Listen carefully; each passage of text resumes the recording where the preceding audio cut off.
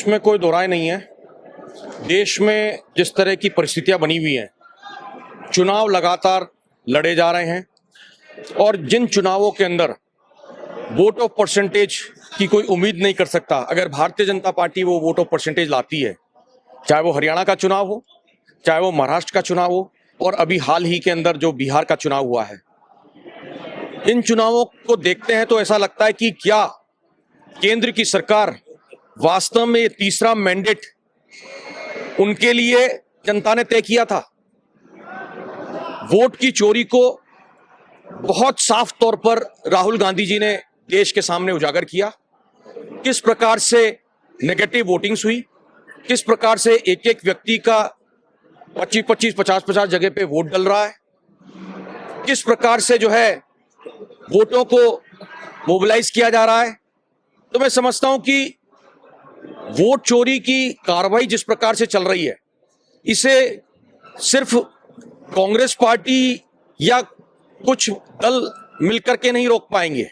इसके लिए जनता को भी आगे आना होगा और जनता को आगे लाने के लिए, जनता के सामने एक वस्तुस्थिति सामने लाने के लिए 14 तारीख का कार्यक्रम देश में दिल्ली में हो रहा है। मैं समझता हूं कि उसके बाद लोगों को आगे आना होगा, सड़कों पर उतरना होगा, चुनाव आयोग के खिलाफ एक मुहिम छेड़नी होगी, निष्पक्षता चुनाव आयोग को दिखानी होगी। यह चुनाव आयोग का दायित्व बनता है कि फ्री एंड फेयर पोलिंग देश के अंदर कराई जाए। तो मैं समझता हूं कि जो बदमाशियां चल रही हैं उस पर रोकथाम लगनी चाहिए।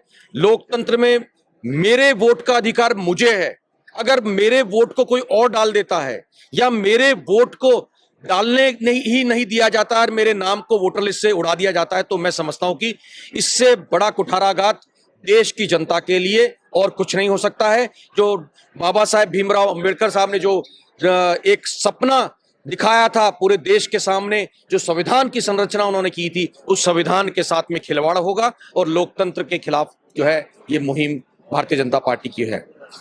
अंजना जी ने भी बात करी, फोटो खिंचवा करके एक नेता को माला पहनाते हैं, दूसरा सोशल मीडिया पे जारी कर देते हैं और ये संदेश जाता है कि ये उस गेट का नेता है, ये उस गेट का नेता।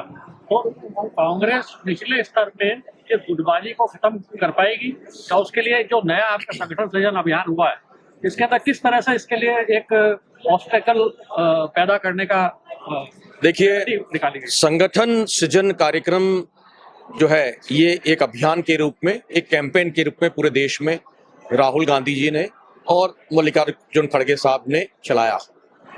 हम सब जो, मैं तो एक अदना सा कार्यकर्ता हूं, लेकिन शीर्ष के तमाम जितने भी लीडर्स हैं देश के कांग्रेस पार्टी के, उन लोगों को जिले की कमान सौंपी गई। बीके हरिप्रसाद जी जैसे महासचिव रहे हुए, राष्ट्रीय महासचिव रहे हुए व्यक्ति ने भी एक जिले में जाके काम किया। देश के जितने भी लोकसभा और राज्यसभा के सांसद हैं, देश के जितने भी महासचिव और सचिव स्तर के नेता हैं, वो भी एक एक जिले में जाकर के काम कर रहे हैं। मुझे अगर किसी दूसरे प्रदेश के किसी जिले में भेजा जाता है तो निश्चित रूप से निष्पक्षता भी सामने आएगी। हम लोग वहां पार्टी नहीं बनेंगे और ऐसा ही काम पूरे देश में संगठन सृजन अभियान के माध्यम से हुआ। उसी का नतीजा लीलाराम जी को मौका मिला। तो मैं इसमें कहना चाहूंगा कि शीर्ष नेतृत्व जो रहा है, जिस भी राज्य में यह अभियान चला, यहां आपने देखा होगा कि मुख्यमंत्री अशोक गहलोत जी ने भी एक ट्वीट किया कि बड़े नेताओं को संगठन सृजन अभियान को सफल बनाने में अपना पूरा योगदान देना चाहिए और बड़े नेताओं ने किसी भी प्रकार का इंटरफेरेंस उस अभियान के साथ में व्यक्तिगत रूप से नहीं किया।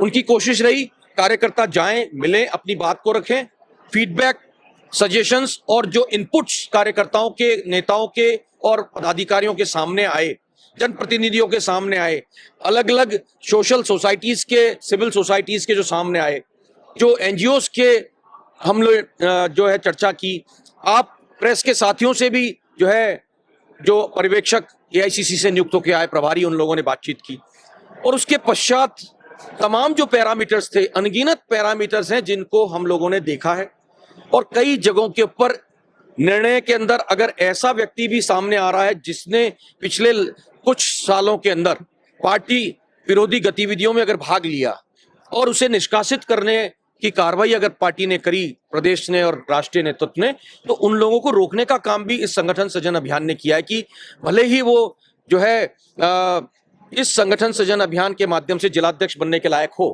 लेकिन अगर उसने पार्टी के एंटी पार्टी एक्टिविटीज में पार्टिसिपेट किया है तो उसको रोका जाए।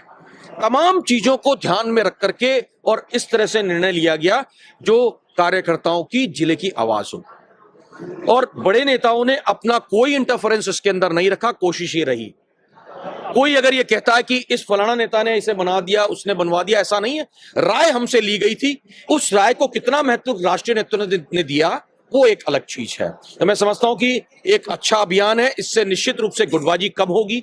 आज आपने देखा होगा कि सिरोही में भी गुटबाजी चरम पे रही है एक जमाने में। आज जो है आपने देखा होगा कि सब गुटबाजियों को छोड़ करके बड़े नेताओं ने कोशिश करी मंचासीन होने की। जो नहीं आए उनको मैंने अपील करी है वो भी आने वाले कार्यक्रमों में आए।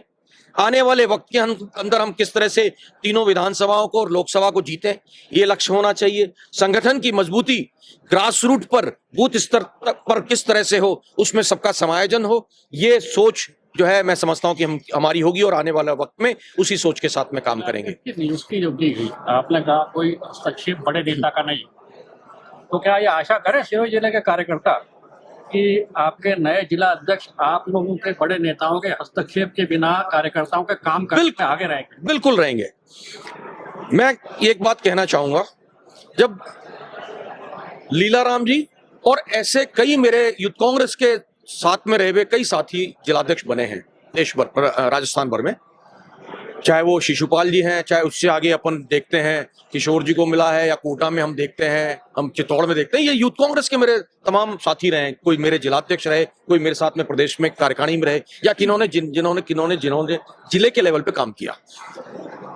मैं समझता हूं कि इन तमाम लोगों से जब बातचीत हुई, मैंने जिससे भी बात करी या जिसके लिए भी मुझसे पूछा गया राष्ट्रीय नेतृत्व के द्वारा कि यहाँ क्या होना चाहिए, जब सिरोही में हमसे बातचीत की गई प्रभारी के द्वारा, हमारा फीडबैक भी गया और फीडबैक का एक कॉलम भी है, इनसे भी फीडबैक लिया गया, हमारे जो प्रभारी हैं प्रदेश कांग्रेस कमेटी की। तो जो राष्ट्रीय प्रभारी आए एआईसीसी की तरफ से, उन्होंने सबसे फीडबैक ली, कार्यकर्ताओं से फीडबैक लिया, उस फीडबैक के आधार पर निर्णय सामने आया। उसके बाद हमने कोशिश करी और हमने लीलाराम जी से भी यही बात करी अध्यक्ष के रूप में कि अध्यक्ष जी, आपको सबसे मुलाकात करनी है, सब जगह जाना है और सबको साथ लेकर के काम करना है। आप अकेले जिलाध्यक्ष नहीं बने हैं, सबके समायोजन से, सबकी फीडबैक से, सबके सजेशन से, सबके इनपुट्स के बाद में आपको नियुक्ति दी है राहुल गांधी जी ने, खड़गे साहब ने। और उनका सोचना यही है कि अब जिलाध्यक्ष जो बने हैं वो सबको साथ लेके काम करेंगे। लक्ष्य निर्धारित रहेंगे आने वाले समय में, 1 महीने बाद क्या कार्यक्रम होगा, 2 महीने बाद क्या कार्यक्रम होगा, प्रदेश से कार्यक्रम आएंगे, जिले के कार्यक्रम होंगे, राष्ट्रीय स्तर से कार्यक्रम आएंगे। उन तमाम निर्देशों की पालना जिलाध्यक्ष को करनी होगी। जहां जिलाध्यक्ष उन निर्देशों की पालना में फेल होगा तो बदलाव के भी की गुंजाइश रहेगी। अगर कोई ये सोचता है कि प्रदेश अध्यक्ष को साइडलाइन करके जिलाध्यक्ष बनाए, तो ऐसा भी नहीं है। उनकी भी राय है इसके अंदर, उनकी राय से भी जिलाध्यक्ष बने, लीलाराम जी बने, तो इनके लिए भी राय प्रदेश के नेतृत्व से जिनसे भी पूछा गया, उनकी राय से ये नियुक्ति हुई है। तो मैं समझता हूं कि कोई ये कहता है कि अकेले नेता से किसी से हो गया है, या अब किसी नेता के कहने से नहीं, संगठन से जिनसे आया है तो सबको साथ लेके चलेंगे, नहीं चलेंगे। मैं समझता हूं सबको साथ लेके चलेंगे। बहुत मैच्योर लोगों को मौका दिया है और युवाओं को काफी महत्व मिला है इस संगठन सृजन अभियान में। मैं समझता हूं कि नौजवान जब काम करता है तो इस सोच के साथ काम करता है कि उसे लंबा काम करना है, लंबी राजनीति करनी, और जिस युवा को, जिस जिलाध्यक्ष को जो युवा है जिसे लंबा चलना, लंबी राजनीति करनी है, उसे निश्चित रूप से जो है सबको साथ लेके काम करना होगा।